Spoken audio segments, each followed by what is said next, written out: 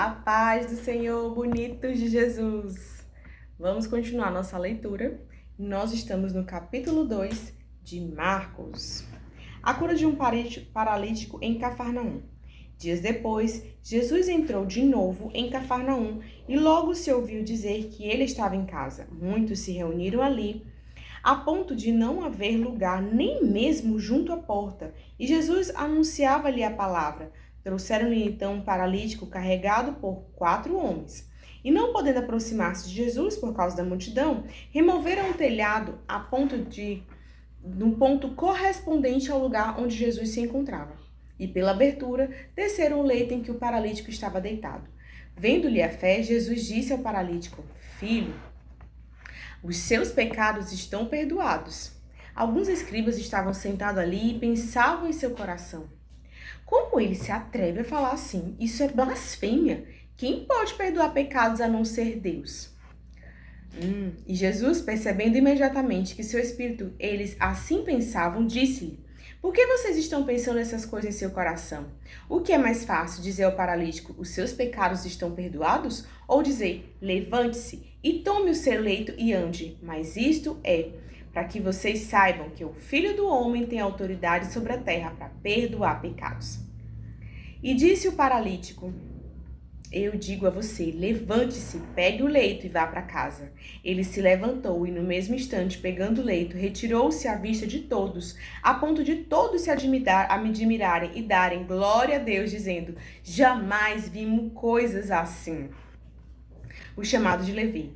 De novo, Jesus foi para junto do mar, e toda a multidão vinha ao encontro dele, e ele os ensinava. Quando ia passando, viu Levi, filho de Alfeu, sentado na coletoria, e lhe disse: siga-me. E ele se levantou e o seguiu. Achando-se Jesus à mesa na casa de Levi, estavam junto com eles e com seus discípulos muitos publicanos e pecadores, porque estes eram muitos e também o seguiam.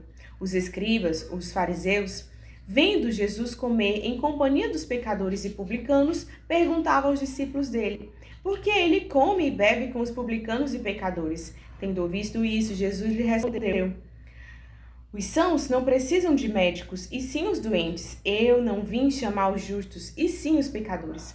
A questão do jejum. Ora, os discípulos de João e os fariseus estavam jejuando. Algumas pessoas foram perguntar a Jesus: por que os discípulos de João e os discípulos de fariseus jejuam, mas os seus discípulos não jejuam?